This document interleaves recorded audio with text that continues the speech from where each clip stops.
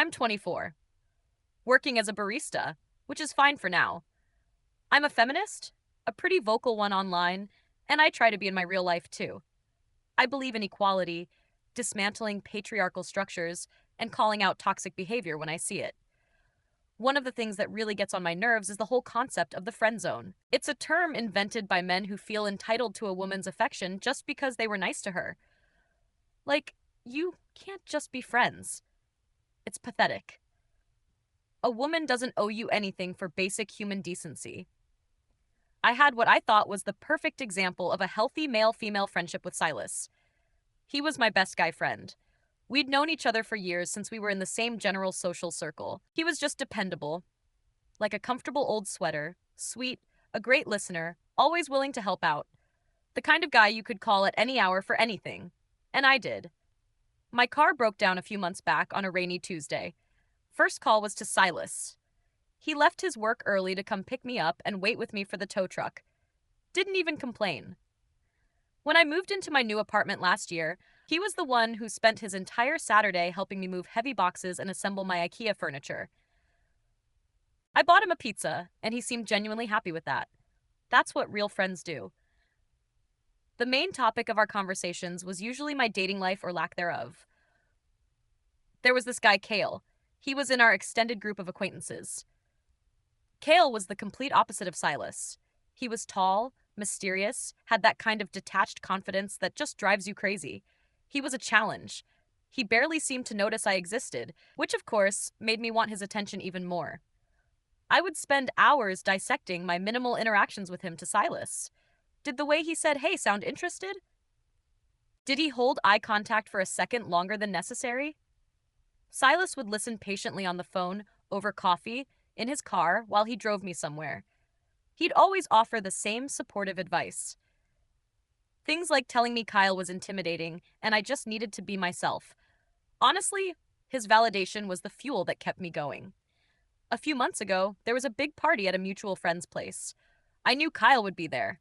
I spent hours getting ready. I wanted to look effortlessly stunning. I showed up and immediately started scanning the crowd for him. Found him leaning against a wall, talking to some girl. He was laughing at something she said. That deep, genuine laugh he so rarely used. It felt like a punch to the gut. I tried to catch his eye all night, walked past his group a few times. At one point, I was standing close enough to say hi. I mustered up all my courage. I walked over and said something like, "Hey, Kale, crazy party, right?" He glanced at me for a split second, a flicker of non-recognition in his eyes. He just gave a slight nod and turned right back to his conversation. He completely and utterly blanked me in front of everyone. I felt my face get hot. I wanted the floor to swallow me whole. I made my excuses and left the party early, trying not to cry on the way out. The second I got inside my apartment, the tears started flowing. I grabbed my phone, my hands shaking with a mix of humiliation and anger, scrolled to Silas's name. It was almost 2 a.m., but I knew he'd pick up. He always did. The phone rang twice. His sleepy voice came on the line, instantly concerned. I just started sobbing and told him everything. How Kale had ignored me. How the other girl was all over him. How I felt so stupid and worthless. I vented for what must have been an hour, ranted about emotionally unavailable men and their toxic games. Silas just listened. He made all the right noises. He told me Kale was an idiot who didn't know what he was missing. He said I was amazing, and any guy would be lucky to have me. The usual script. It was exactly what I needed to hear. I finally calmed down, him for being such an amazing friend, and hung up. I felt so much better. That's what friends are for. The next morning, feeling vindicated, I went on social media. I wrote a post about how grateful I am for male friends who understand boundaries. I added something about how the friend zone is a toxic concept and that men who complain about it are the real problem. It got a few likes. I felt like I was doing my part to educate people. Life went on.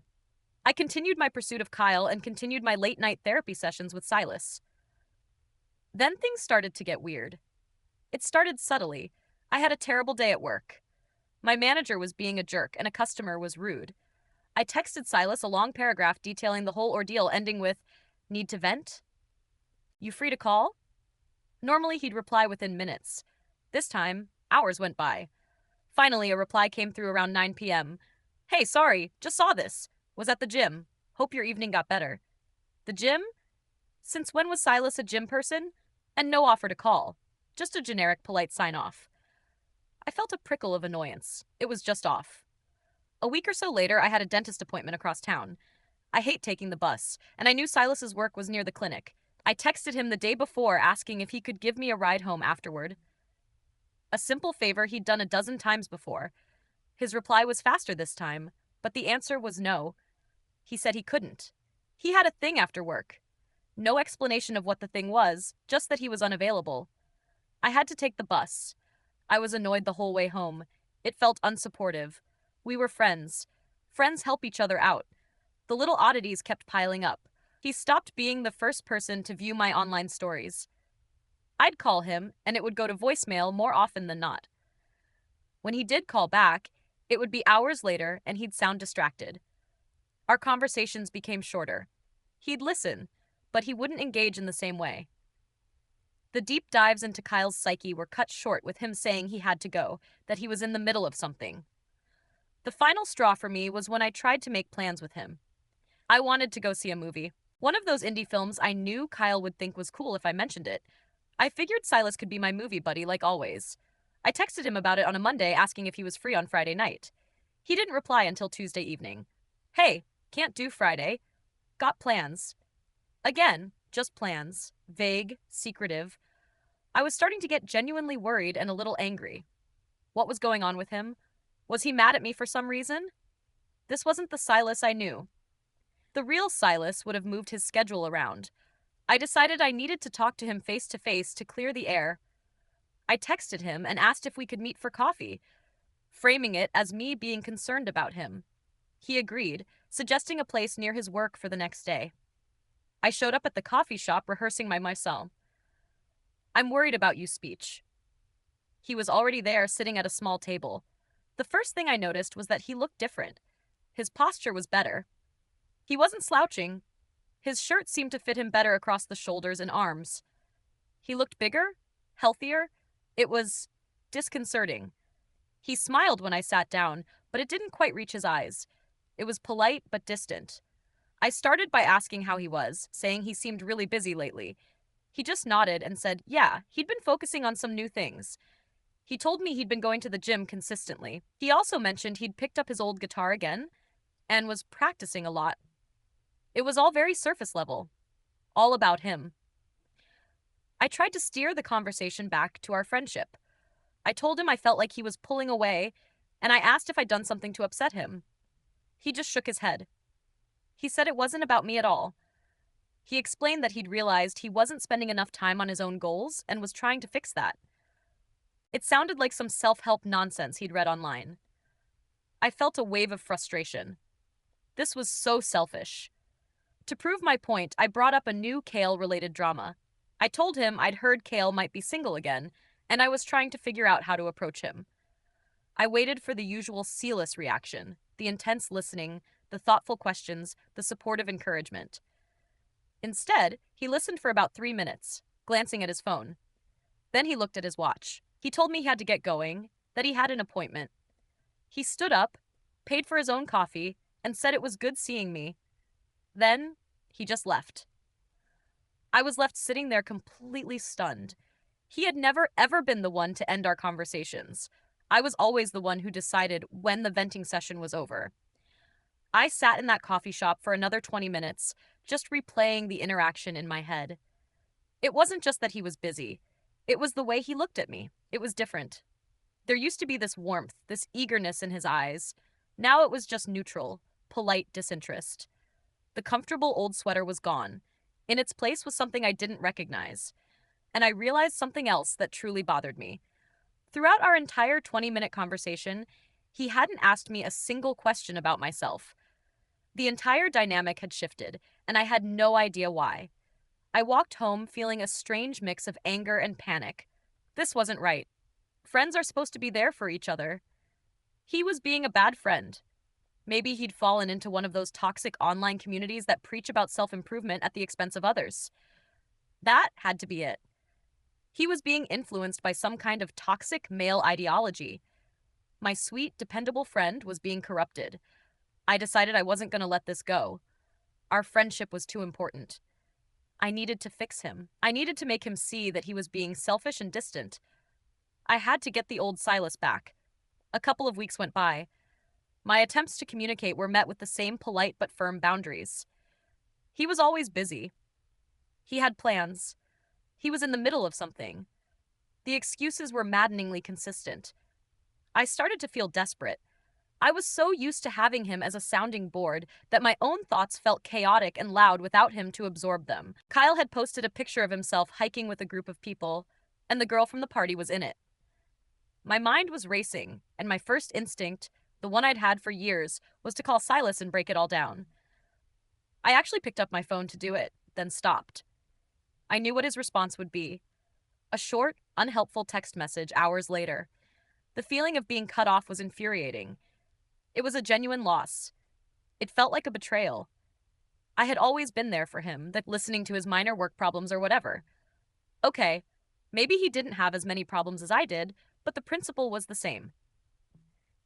Friendship is a two-way street, and he had just closed his lane without any warning.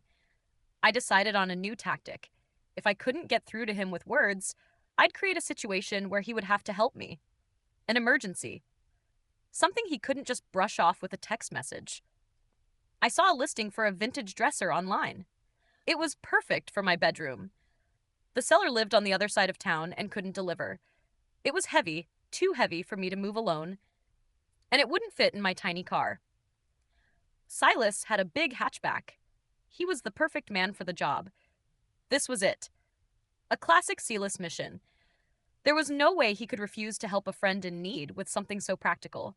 This would be the thing that broke through his weird new shell and reminded him of his obligations as a friend. I called him. No text, a direct call.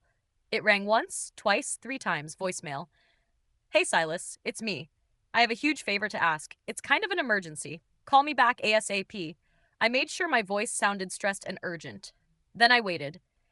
An hour passed, then 2. My confidence started to waver. Finally, my phone buzzed. It was a text from him. Hey, got your message? What's the emergency? Everything okay? I typed back immediately explaining the dresser situation. I laid it on thick while talking about how it was a once-in-a-lifetime deal, and I would lose it if I didn't pick it up tonight. I ended with, "You're the only person I can count on for this. When can you come?" I watched the 3 little dots appear and disappear. He was typing. The reply that came back made my stomach drop. Oh man, that's a tough spot. Sorry, but I absolutely can't tonight. I have plans I can't break. I stared at the message in disbelief. He was really choosing his vague, mysterious plans over my actual tangible problem. I felt a surge of pure rage. I typed back, "What could possibly be more important than helping your best friend?" His reply was instant. "It's just not possible. You could try renting a truck from a hardware store or maybe a TaskRabbit. Hope you figure it out." He was offering solutions, practical, impersonal solutions. He wasn't offering himself. That was the moment I knew. This wasn't a phase. This wasn't him being temporarily weird. This was a permanent change. The old Silas was gone, and he wasn't coming back. I felt a genuine sense of panic rise in my chest. He was my safety net, my rock, and he had just calmly, politely, completely cut the rope. I didn't get the dresser. I just sat on my couch, phone in my hand, feeling more alone than I had in a very long time. The world felt a little less stable, a little less safe, and it was all his fault. The next few weeks were a blur of resentment. I tried to fill the void Silas left. I complained to my female friends about Kyle, but it wasn't the same. They'd offer advice like, "Just forget him," or "You deserve better." They didn't understand the nuance. They didn't have the patience to listen for hours while I analyzed every little detail. They didn't enable my obsession the way Silas had. They were trying to solve the problem. I just wanted to wallow in it with a supportive audience. I saw Silas's presence online, but it was like looking at a stranger's profile. He posted a picture of himself with his guitar, a genuine smile on his face. No angsty, thoughtful captions, just a simple statement about loving practice. Another time he was tagged in a photo from a hiking trip. He was standing on a mountaintop looking fit and happy. He was building a life, a real one, that didn't involve being on standby for my emotional emergencies. It felt like a personal insult. My own social life started to feel empty.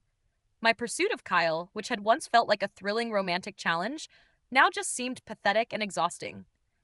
Without Silas to debrief with, the rejections felt sharper, the humiliations more acute. The fun was in the telling, in the drama of it all. Without an audience, it was just sad. One Friday night, a few months after our last real conversation, I was at a bar with a couple of girlfriends. We were there for our friend's birthday. I was in a terrible mood. Kyle had been invited, but he'd bailed at the last minute. I was sipping a drink, scrolling through my phone, and barely participating in the conversation. My friends were trying to cheer me up, but I was deep in my own self-pity. The bar was crowded and noisy. I was only half paying attention to my surroundings. Then my friend nudged me. "Hey, isn't that your friend Silas?" I looked up annoyed. The last person I wanted to see was him. My eyes followed her pointed finger toward the entrance, and there he was. But it wasn't the Silas I knew. Not at all. He was wearing a dark button-down shirt that actually fit him. His hair was styled differently. He carried himself with an easy confidence I'd never seen before. He wasn't hunched over or looking at the floor. He was scanning the bar and he was smiling. And he wasn't alone. He was holding the door open for a girl who was with him. She was beautiful, not in a flashy, attention-seeking way. She had a natural, radiant look. She laughed at something he said and the way she looked at him. It was pure admiration. It was a look I had craved from Kyle for years, a look I had never once given Silas. They walked past our table. Our eyes met for a brief second. He gave me a small, polite nod, the same one Kale had given me at that party. It was a nod of distant recognition. "I know you, but you are not part of my world right now." And then he was past me, leading his date to a spot at the bar. I watched them completely frozen. My friends were chattering away. "Wow, he looks good." "Who's the girl?" I couldn't speak. I watched as he ordered their drinks. He leaned in to hear her over the music, his hand resting gently on the small of her back. It was a gesture so natural, so possessive, and yet so gentle. I had never seen him touch a woman like that. I had only ever seen him carrying my heavy bags or fixing my broken shelf. She was telling him a story, her hands moving excitedly. He was completely focused on her, laughing at all the right parts. It was like watching a movie. A movie in which my dependable side character had suddenly become the leading man in his own romantic comedy, and I wasn't even an extra. It hit me then, a cold, hard realization that washed away all my anger and replaced it with a hollow kind of dread. The friend zone wasn't a myth I was bravely debunking.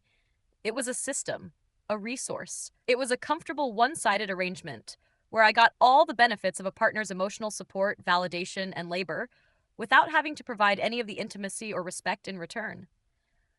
Silas wasn't my friend. He was my emotional butler, and he had just quit without notice. He hadn't been corrupted by toxic masculinity. He had just developed self-respect.